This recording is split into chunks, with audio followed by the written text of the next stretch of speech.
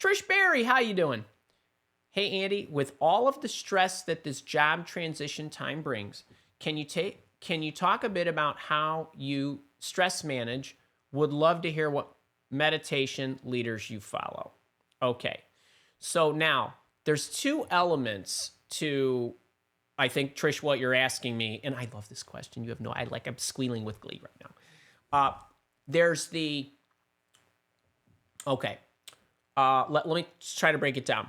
There is your mindset and how you look at something, and then there's the stress relieving activities that are not associated with the way in which you look at whatever it is you're going through. So let me be really clear, right? Meditation, exercise, sleeping right, eating right, those are all things that lead to a healthy body, a healthy mind, and generally decrease stress, right? If you're well rested, or if you're able to control your mind and where the attention goes, you're gonna be a lot less stressed. If you're dwelling on the things that you're going through right now, you're gonna be more stressed. Okay, so let's talk about the first part. When it comes to the job search itself, this goes for anything in your life. Okay, so for me, it's like building a program, writing a book, anything that goes along with selling or marketing or whatever, right? For you, it's selling you into an organization. The job itself for you is an outcome that you do not control. The sale for me is an outcome I do not control. So the first thing that I do, and this is the greatest source of stress for all of us, excluding major trauma, death, or anything of that nature, right? I'm not talking about, I lost a parent, I lost a spouse, I lost a friend. I'm not talking about stresses like this that are external, that are very acute, that cause us to be bummed out, okay? I'm talking about our everyday walking around, where we live, what we do, the friends we surround ourselves with. Expectations are the greatest source of strain. Expectations are usually something we expect from something we do not control. Who's tracking with me, right? You get it. That job I was perfect for, but I didn't get it. You don't control that. Somebody else does. The raise that I should have gotten, or I should be making this amount of money, or she should have invited me to the party, or whatever. You don't control those things. So you have an expectation, you get stressed out. That's the greatest source of all strain for people overall. All right? Second thing is, when you approach anything, I only look at what can I control. So for you, what can you control? Let's be real simple here. The job search challenge. You can identify the companies, you can identify the people, you can send your messages, you can control evaluating them, like what's happening.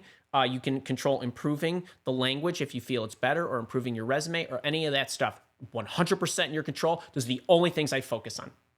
And then I monitor data. Right?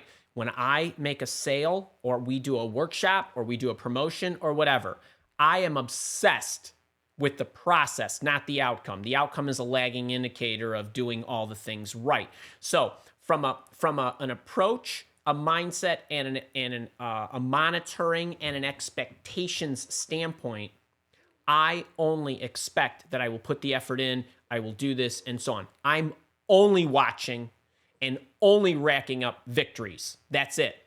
Every single day when you roll out of bed, if you send those 3 messages, I guarantee you your job's going to happen. Those are all victories. That's it. You didn't have any defeats that day, kind of thing. And so that's from a mechanics and an expectations perspective.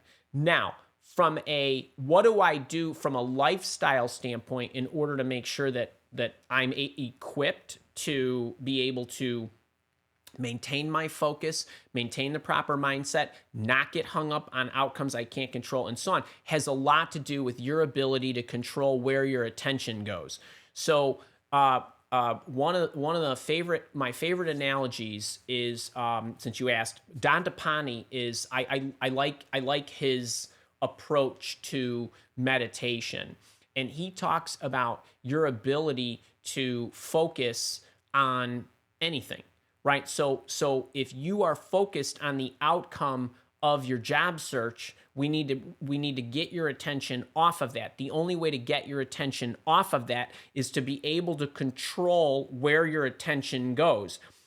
If you think about your head and like it's just an empty space, wherever there's a little shining light of energy or whatever you want to call it is going to go to a compartment that focuses on, figuratively, right, on the job search. And that you need to have the willpower to be able to pull it away from that and focus on something else, something you're grateful for, something that you did do well, something, right? And so you're constantly in a state, if you are stressed out, of trying to refocus where your thoughts are at any moment in time. The only way to be able to do that is to have strong focusing skills and willpower. So I spend all day, every day, in everything that I do, working on my ability to focus and my ability to control my willpower. And willpower is not just abstaining from something, it's to exert control to complete something. Well, I need to complete something. Just being focused and disciplined is willpower. So a big part of what I do each day is when I get up, I practice focusing in the morning. I literally practice focusing and concentration. I do meditate. This whole process that I go through in the morning takes about 20 minutes to 30 minutes. And I don't know if you're in the leadership program because I go through all this. I actually have a focus lesson. I have a willpower lesson. I have all of these. I have a productivity lesson and an entire challenge where as I do my practice in the morning, what are those? Those are ideal conditions for me to practice without interruption, without the phone ringing, without the email open, without anybody interrupting me. So now I'm practicing focus, control, willpower, and everything in a no pun intended, controlled environment where nothing will go wrong. And then this is my practice so that when I go into the game, like my work day, that I'm already warmed up, right? Like a golfer who's going to go and warm up before the round, or a football player who's going to run some routes before the big game, or whatever it is. It's the same kind of thing. Then as you go through your day, what I do is when I transition between activities, I actually will mentally park what I do, complete it, notate it, make sure okay, I'm done with that. Did I achieve my goal? So on and so forth. And then I'll look forward to what I'm about to do. Now, you might be asking, well, why am I talking about this when you're talking about being able to control stress? You accumulate stress as you go through any day, no matter what you're doing, even if you love what you're doing. But what happens is if as you transition from one activity to the next, maybe I'm stopping writing and I'm going to get on the phone. I park what I'm doing so I can complete it and mentally move it to the side, and I don't carry it with me into the next thing. And then I'm thinking with intention proactively about, well, okay, my next thing is, here's what I need to make sure I get out of my coaching session with Trish.